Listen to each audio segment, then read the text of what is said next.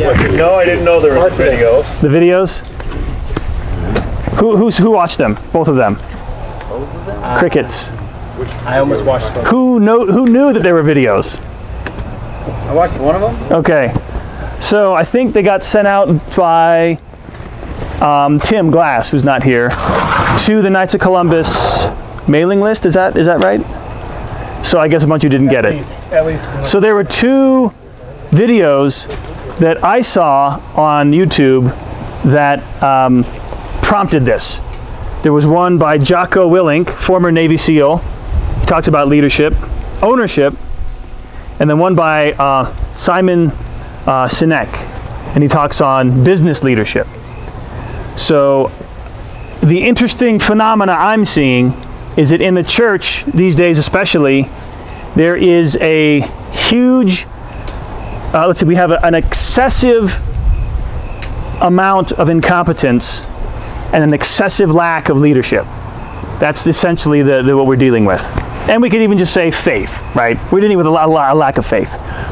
And I'm seeing this psycho Navy SEAL, right, who gets it. And this guy who wants to make more money in his business understands charity. What is going on here, right? Who knows what these people believe, who knows what their faith is, and they're understanding leadership, charity, selflessness, courage, caring for others, and we in the church can't seem to get it, right?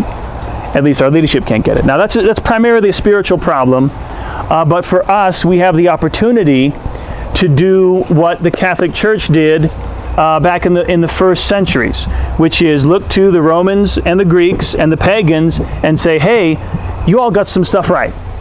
And you got a lot of stuff right. And the Catholic Church is the, ground zero for truth, right? So if somebody else has something that's true, it belongs to us, right?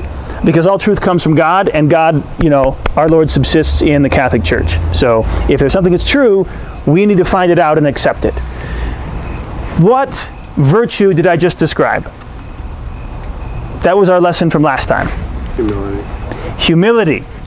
Exactly. Humility and truth are convertible. A humble man is a truthful man because he accepts the truth no matter what it is, no matter where it is, no matter how unflattering it is. If it's true, I accept it.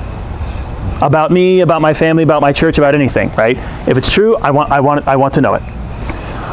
So important. That is the foundational bedrock virtue for advancement in the spiritual life. Because growth in sanctity, growth in holiness is a relationship, is getting closer to God. And if in any relationship, the foundation is trust and the foundation is honesty. If one of the partners in a relationship isn't honest about who they are, you can't have a genuine relationship with them. But that's precisely our problem with God. We don't know who we are. We don't know what we really are. We don't know what our real virtues are. We don't know any of that. So He has to show us. But remember, He says, my yoke is easy and my burden light. So God never gives us more than we can handle. The Kyrie of ours once prayed that if he could see himself as God saw him. And he was already doing incredible fastings, I think working healing miracles with people. So he had a pretty high degree of sanctity. And God let him see himself as in a small measure as God saw him. The Kyrie of ours was so nauseated, he had to beg God to take away the understanding because he just couldn't stand the sight of himself, right? What he actually looked like in the sight of God. So true humility is difficult. But God brings us along. He only gives us what we can handle. Never gives us more than we can. So that is important. That is what that last talk was about. It was Jocko Willink, the Navy SEAL commander. He talked about how he had been in charge of an operation that went wrong. And people got killed. One person got killed and a couple others got wounded. And he got called on the carpet and they said, prepare a report. And list everybody who's to blame. He had a laundry list. Interesting thing, he said, before I went in that meeting, I realized I couldn't keep my integrity as a Navy SEAL and as a man if I did not take responsibility. If I blamed anybody else, I could not keep my integrity. So he went in the meeting and he blamed himself. Doesn't matter who else was wrong, and many people were at fault. He took the blame, and he said, "I was the senior man on the battlefield, and it's my fault because everything is my responsibility." That is what he calls extreme ownership, right? Own it. But it's humility. It's humility, and it's realizing what the military realizes. You know, if an aircraft carrier runs aground, what happens to the captain? He gets relieved of duty. Boom, you're out of there. He was asleep in his stateroom. Boom, you're fired. Why? How is it his fault? It was the first mate, right? It was the officer on duty. It was the helmsman. It was the so-and-so. How is it my fault? Because he's over each one of those. Because he's responsible for training them. He's responsible for motivating them. He's responsible for leading them. If they do something wrong, you're to blame. That's what leadership is. That's what ownership is. And that's what the Catholic Church needs to realize. All these cardinals and bishops who are at the top,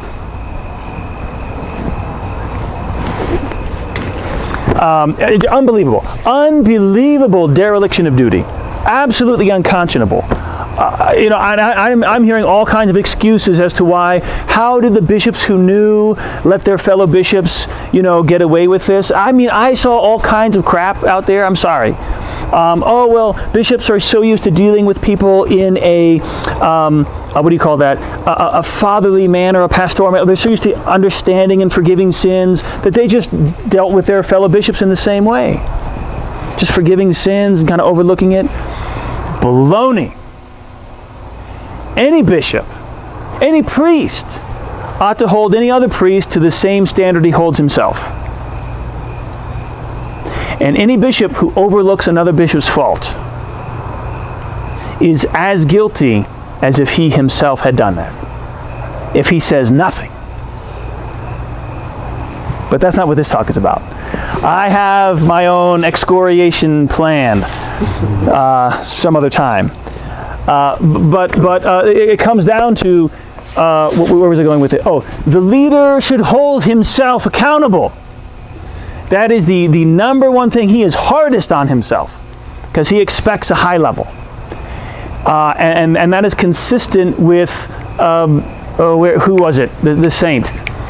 True, was it self-mastery, true sanctity, true charity is hard on self and lenient on others. You give others the best possible explanation for their behavior. You give them the most, but on yourself, you are rigorously hard.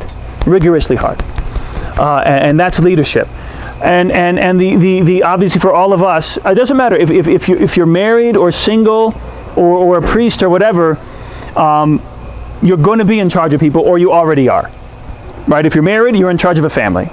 If you're a priest, obviously you're in charge of souls. And if you're not married or a priest, you could be either one. But there's something about masculine nature that God designed for leadership. And leadership, the number one way to lead is by example. It's just by being a man, there's leadership there, right? By nature. Whether you want to, whether you are suited for it, there's leadership potential there in masculine nature. And it comes with the fact that men are naturally more powerful. Right? It's just part of men's nature. They're bigger, stronger physically. They're more suited, or what I had it written down. Men are suited by nature to lead corporations, armies, kingdoms, businesses.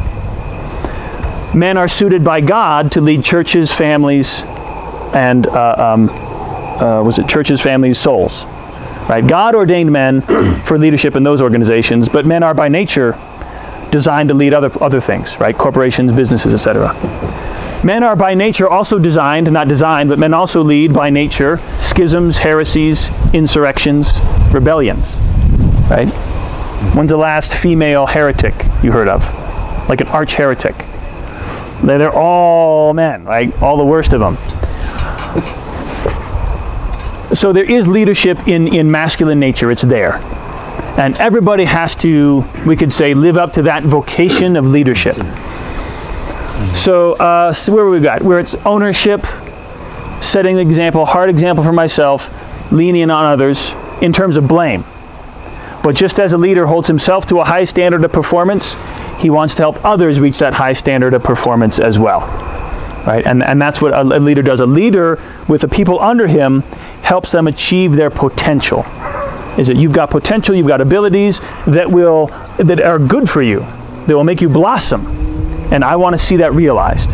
And so that's what the captain of a ship does, right? You can be the best helmsman, the best first lieutenant, the best whatever. In combat, a leader has his troops be the best infantrymen or whatever they can be, so that they survive, so that they live, right? And that was the example I mentioned at actually a deanery meeting with other priests in there, and I said the crisis in the church is a crisis of discipline. Catholics are not being disciplined. There's no discipline. There's no fear of hell. There's no standards being maintained. Anybody can come up and receive communion. If hell exists, I think it's empty, kind of a thing. What do you think happens? Like in a family, when there's no discipline, people aren't happy. People act out. Right? There's a misbehavior. People don't feel safe. With discipline, in combat, a leader disciplines his troops so that when they go to combat, they survive. An untrained unit, an undisciplined unit, they may love their commander in peacetime because he's always giving them liberty, and it's like, we'll cut training short. You don't need to come in. Don't worry about that. Don't worry about this. Great, we love this guy. He's our favorite. They go to combat, 99% casualties. Not so happy at that point. But then, what's that term, right? The technical term, the hard ass, right? They do not like him in barracks. They're getting up at midnight. They're getting up at 3 a.m. They're not going to bed at all. They're training 24 hours a day. And he's hard on them. And they're cursing his name, and they're not going on liberty, and they're looking at everybody else leaving, and they're still there. And then combat comes, and every single man survives. And they say, that commander who we hated, who we thought was the worst, he was the one who loved us the most. And they love him. Because he saved their lives. Now, how much more so if you save somebody's soul, right?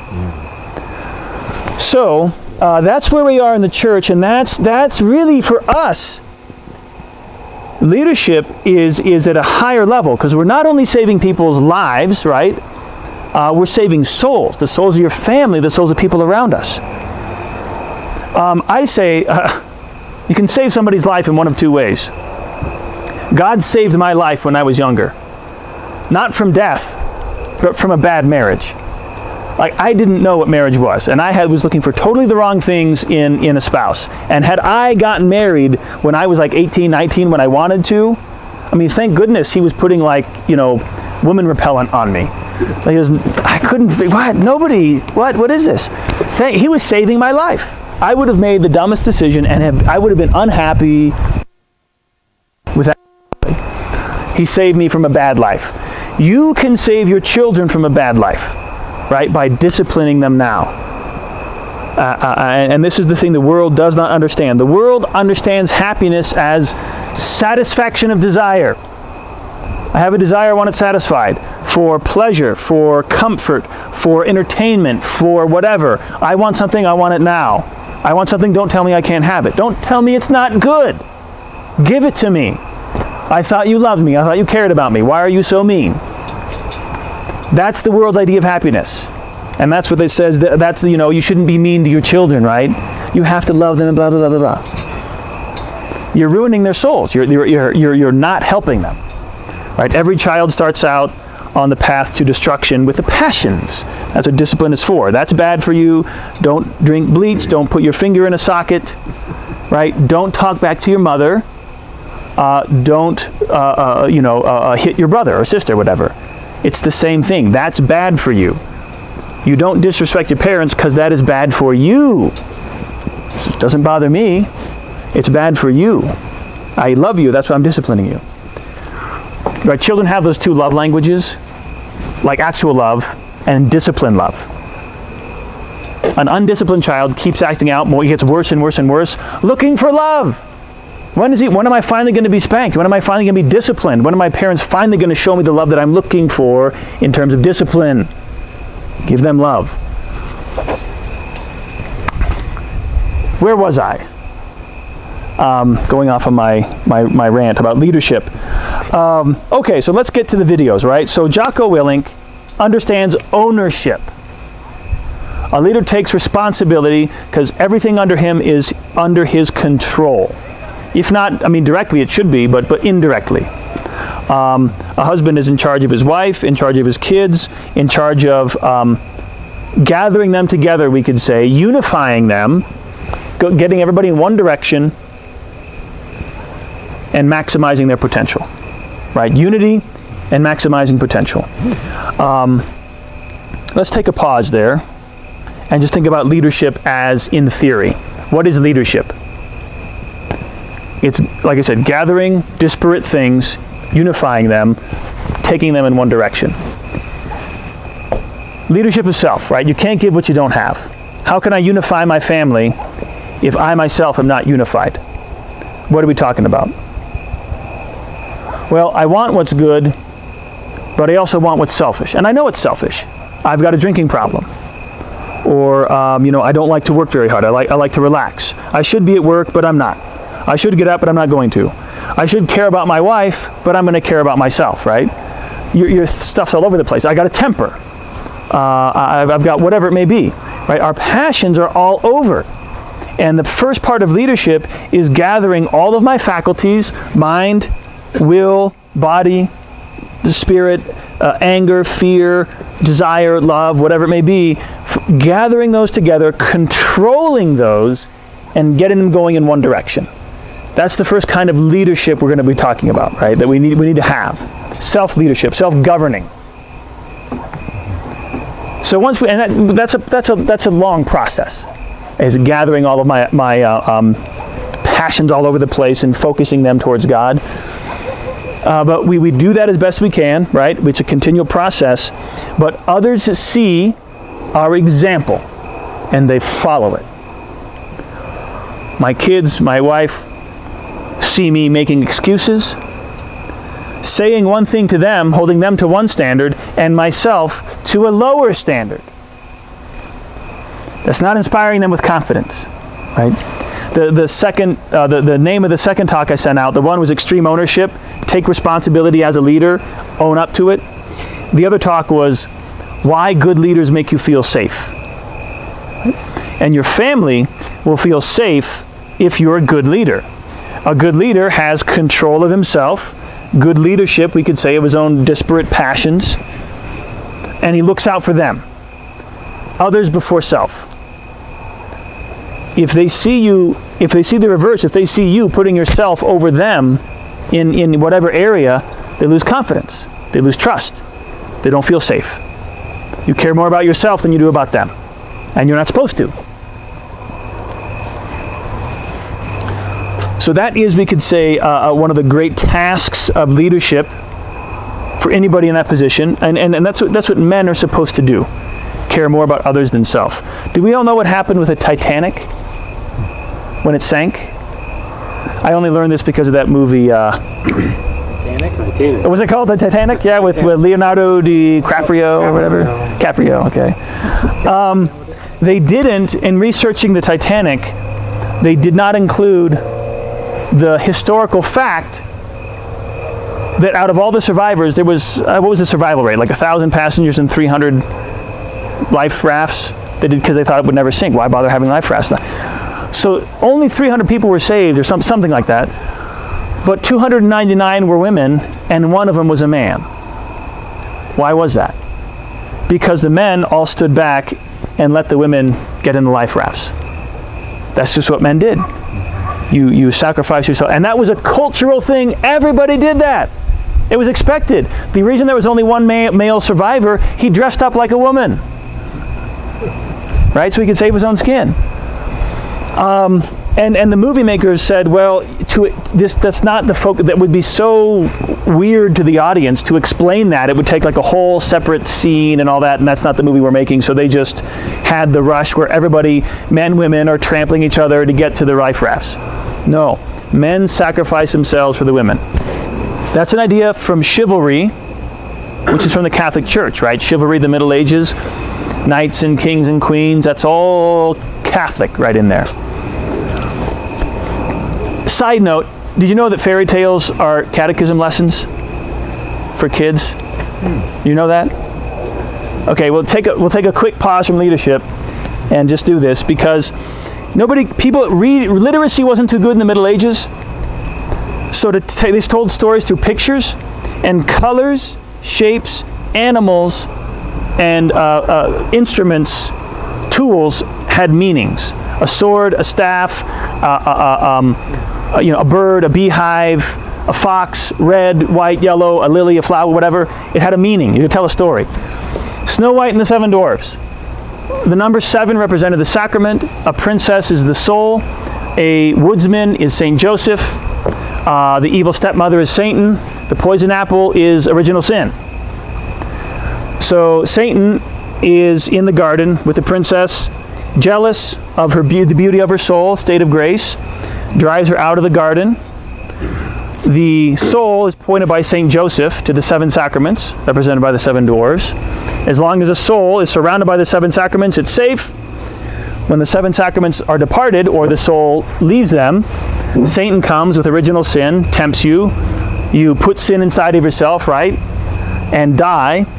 And then the sacraments have you can't benefit from the sacraments, but only Christ our Lord, the Prince, who comes by, breathes a breath of life back into you, and then you unite with Christ in spiritual marriage, and you live happily ever after.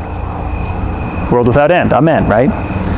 That's the Middle Ages, right? Those are fairy tales. Fairy tales have happy endings. That because they're Catholic. Fairy tales prior to the Catholic Church, like Greek, Roman fairy tales, they don't have happy endings. They're miserable. Anyways, history lesson aside, fairy tales, leadership, potential. Titanic. This is what happens when I go off script. That culture came out of chivalry. That was a Catholic principle that the Western world had adopted, right? Is men protect women, men by their power use it for the benefit of others. That used to be a common virtue. And now, completely out the window. But we have that by nature. We are supposed to do that. So, when we have a position, we have to use it for the benefit of others and put them above ourselves. We know that. Our family knows that. That's why wives and kids get mad at fathers when they see the opposite, and why fathers feel guilty when they're not living up to it. Right? We know that. Now I get into that second talk, why good leaders make you feel safe. I know with these talks they get some right, they get some wrong, okay, whatever. But the part he got right was, and he's talking to businessmen, like this is how to make your business effective. If you do not make your people in your organization feel safe, energy protecting themselves from each other and from you. If they feel the organization doesn't look out for them, they'll look out for number one, because you're not doing it for them. He says one of the absolute worst things a company can do is mass layoffs, because everybody feels like they have no job security. When it comes down to me suffering or you suffering, you're going to suffer. I don't know if I want to do that awesome business example. Well, it was a good way of here's a story about how a business leader understood this principle so much that he saved his company. Bad times, they had to do layoffs, massive layoffs. They needed to save $10 million by firing a quarter of the employees. He didn't want to do that. He thought and thought and thought, how can we not fire people but still save money? They said, we've cut it out of everything. Payroll is the only place we can save this much money.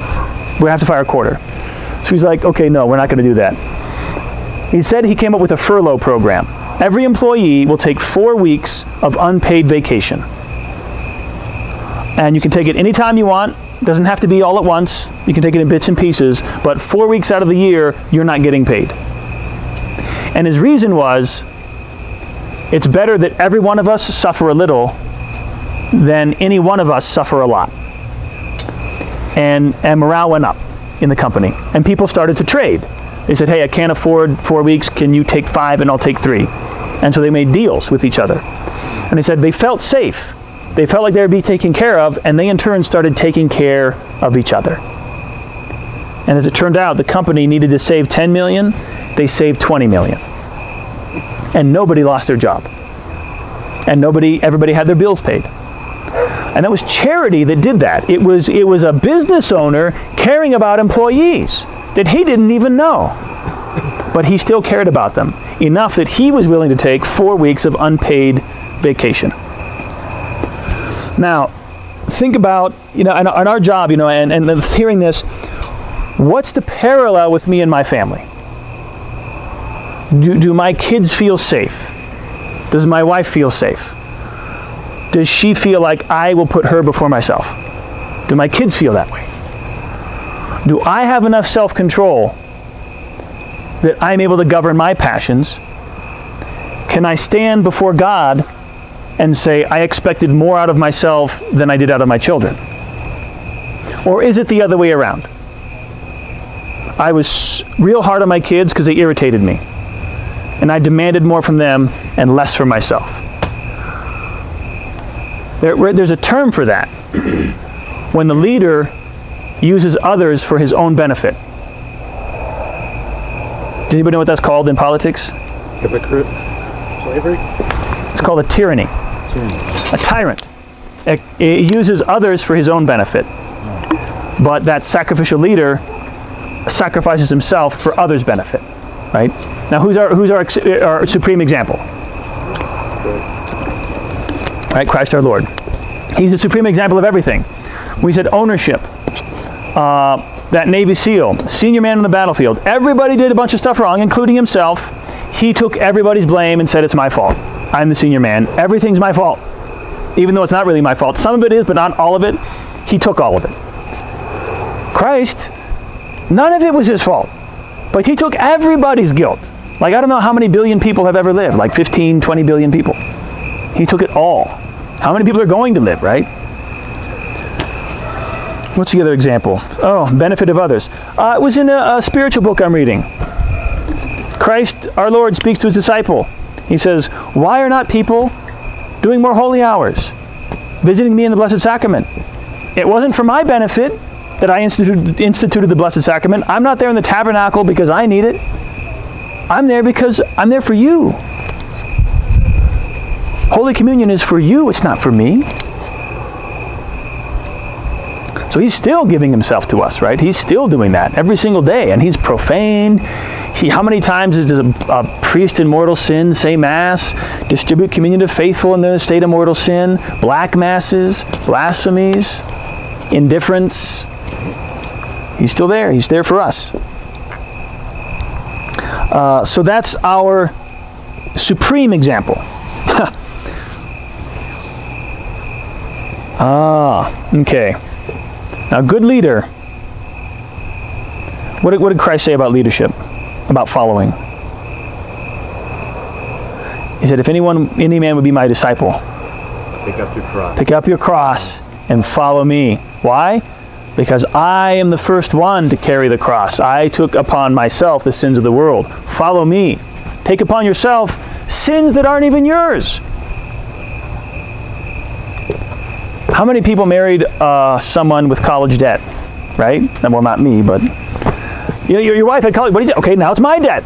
Now I'm going to pay that off. Right? And I'm sure we all do that. You knew that willingly. Sure, okay, I'm going to do that. Interestingly, when a man and woman get married to each other, the two shall become one flesh. Not only do you take on your wife's college debt, you took on all of her vices.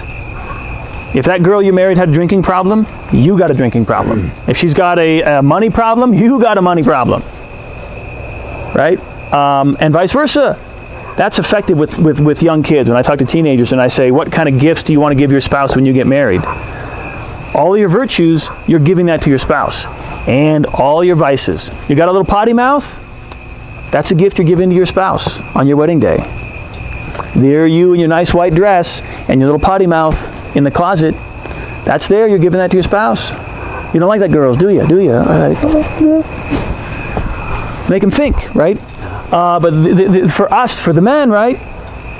Ownership falls on us. We're taking that on. And that's why, Christ is the bride of the church. He took upon himself all the sins of the church. We're the church. When you got married, you took the sins of your bride. They're all yours. Don't blame your wife. Even if, you married Satan, right? And she's just the worst woman in the world, it's still your fault because you married her. You chose to marry her. Own up to it. That's ownership, humility. So make them feel safe, right? Now, the way you make people feel safe is twofold. You protect them from outside danger, inside danger. Does your wife feel safe from the outside? The bad economy, money, the toxic culture, immodesty, whatever it may be. And she may be wrong, right? You got to make her feel safe. Either, okay, I'll protect from the danger, or I'll help to convince you you're too sensitive. That's not really as bad as you think it is. Calm down. You need to feel safe. I got it. Does she feel safe from you? Right? Does she think you're going to exploit her for your own benefit? Does she think you don't understand her? Well, she should, because they're hard to understand. But do you care about that? All right? Are you trying? I want to understand you. I'm going to figure this out. Or is it you know what? I can't deal with this anymore. No, I care about you. Does she feel safe from herself? That's your job too. One of the curses from Eve is lack of self-control. A lot of women, just like men are immature. They act like little bratty, puerile boys, potty humor, crudeness. Women suffer like little bratty little girls. They throw tantrums. They want inside, they want outside. They want it hot, they want it cold. They want this way, they want it at the same time. They're out of control. And they know that. And they want you to take control. I mean, it's not every woman, but that's the tendency, right? That's their fatal flaw. Their natural disposition when it goes bad. Now, if you weren't, who was here last time in the Adam and Eve analogy? Do you remember that? I'll do it again because it's a good one. It all goes back to Adam and Eve, and when they sinned and they broke their nature, and all the rest of us suffer, justly, I might add. God said, do not eat the fruit, and they ate. Eve ate first, lording it over Adam, we could say, I've got knowledge you don't have, who's in charge now, Adam? A little rebellion there. And she offers the fruit to Adam, take and eat. What should he have said? No. Woman, know your place. God said no, and I stand with God. If it's you or God, I choose God. That's what he should have said. He didn't say that, right? He caved in. Even though he knew it was wrong, every man has the same tendency to do that with his wife. I don't want to put up the fight. I can't handle this right now. I know it's wrong. I'm just going to cave in. He knew he should have said no. He wanted to say no. He said yes. What did Eve want Adam to say?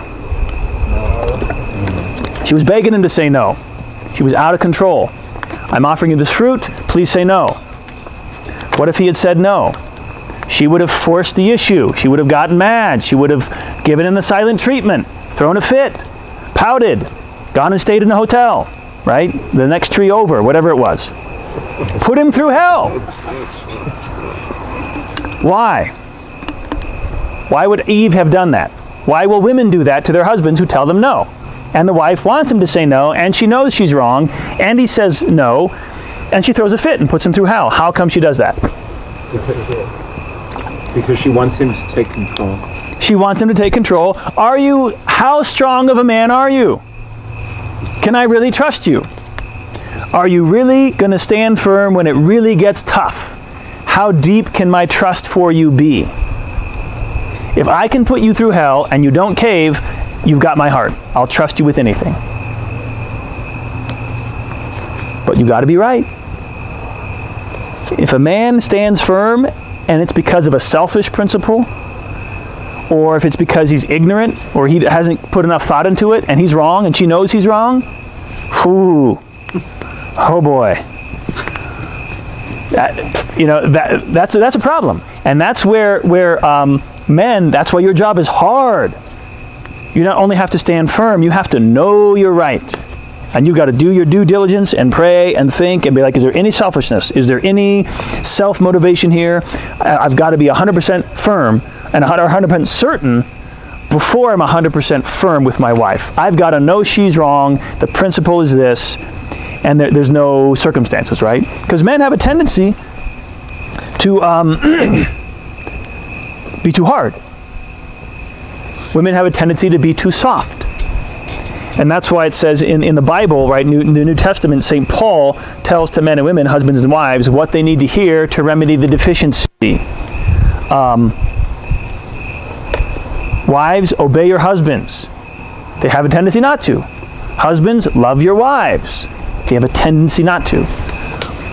And this is Isaiah, or one of the prophets, I will turn the hearts of the fathers towards their children, because they have a tendency to drift. Give their heart to their work, their profession, their job, whatever. Distant from their children. We're going to make this decision. What about your children? Some principle. Oh, they need to be hard. They need to grow up. They need to do this. They need to do that. This is better. It's a selfish principle. I don't really care about my children. This is what I want to do, and I'm going to do it. And I'm not thinking about anything else. That's not the firmness we're talking about. If a man does that, that's a vice. He's got to stand firm on the right principles. Make others feel safe.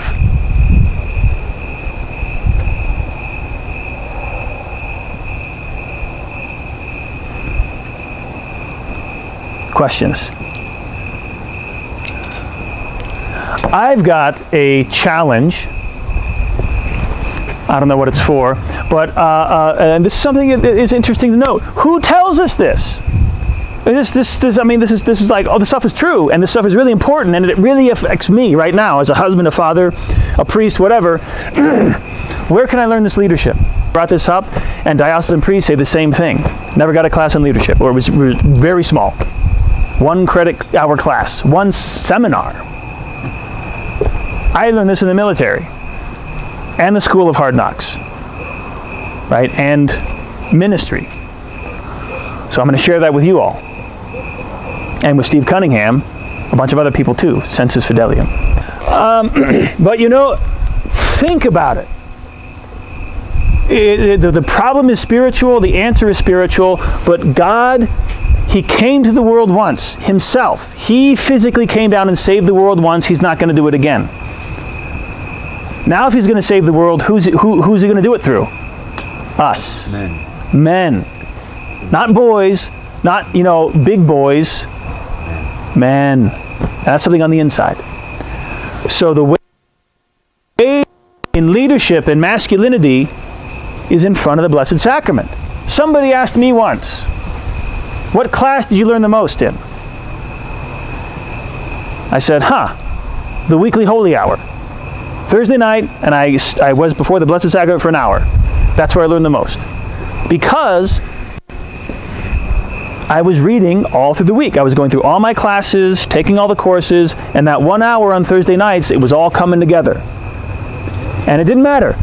Finals the next morning, when it was finals week, you didn't have to go to holy hour. And it was half empty. I always went no matter what. Because I said, why am I going to study one subject when I can sit here in the chapel and study every subject?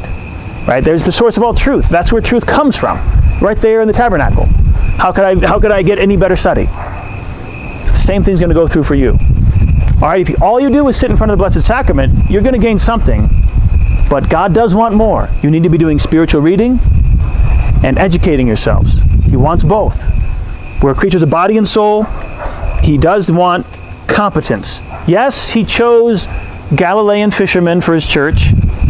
Backwoods, West Virginia, Louisiana, crawdad farmer equivalent.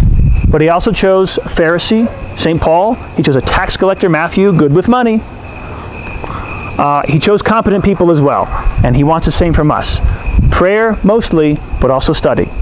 Do your spiritual reading, Do your holy hours, do your daily rosary, your morning and evening prayers. Lead your family in prayer. Make them feel safe. God bless you all.